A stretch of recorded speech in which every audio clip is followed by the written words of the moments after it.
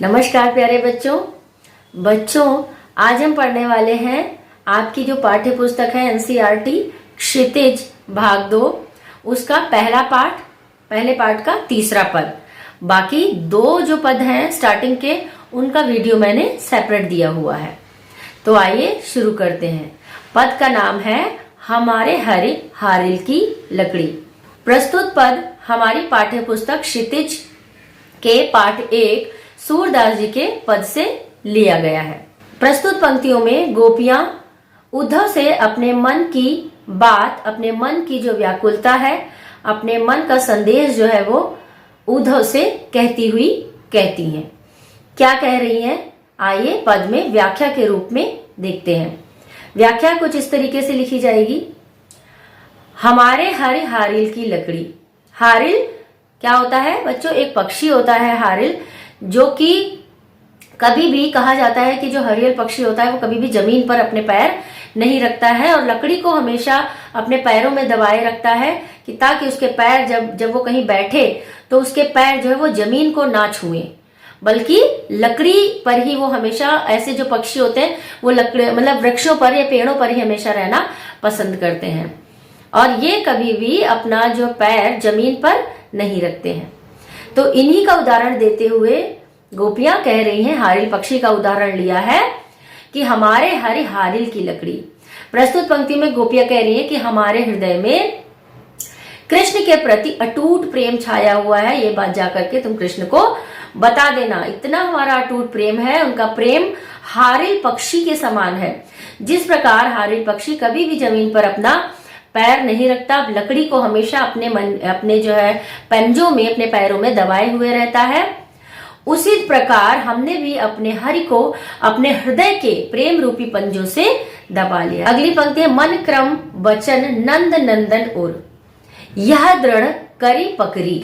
गोपियां कहती हैं कि सपने में सोते जागते हर समय हमारा रोम रोम हरि का नाम रटता रहता है। मन क्रम वचन यानी हमने मन क्रम और वचन से, यानी हर तरीके से सोते जागते उठते बैठते हर समय हरि के नाम को अपने मन में जो है वो रख रखा है। अपने मन में जो है हर समय अपने मन में हम हरि का नाम ही, ईश्वर का नाम ही, कृष्ण का नाम रटते रहते हैं।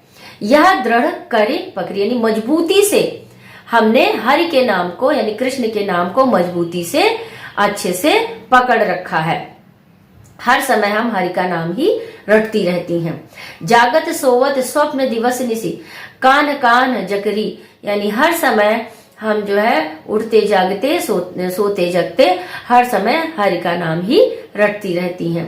सुनत जोग लागत है ऐसे जो करवी ककरी।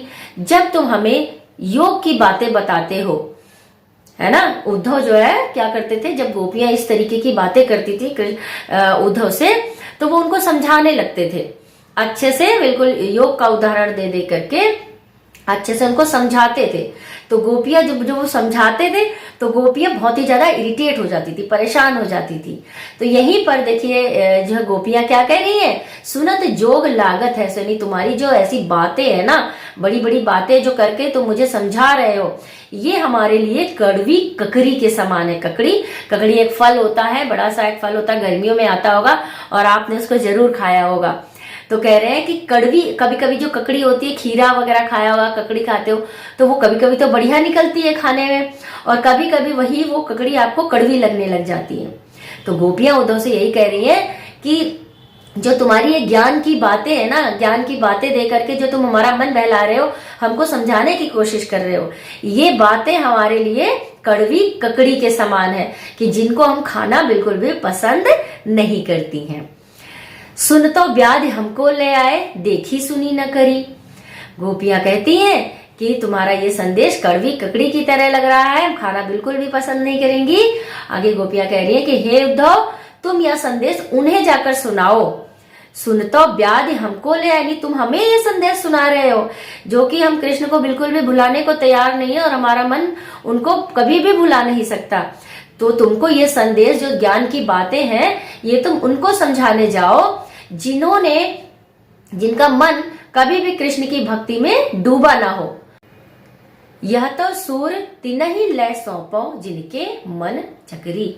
यानी सूरदास जी कह रहे हैं कि गोपियां यही कहती हैं कि ये बातें, ज्ञान की जो बातें हैं, ये सब उन्हें सुनाओ जाके जिनके ऊपर कृष्ण की भक्ति का कोई भी असर नहीं होता है। और गोपियां कह रही हैं कि हमारा मन जो है वो कृष्ण की भक्ति में इस कदर डूबा हुआ है कि अब हम उनको कभी भी भुला नहीं पाएंगे।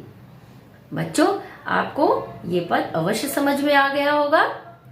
मिलते हैं एक नए वीडियो के साथ।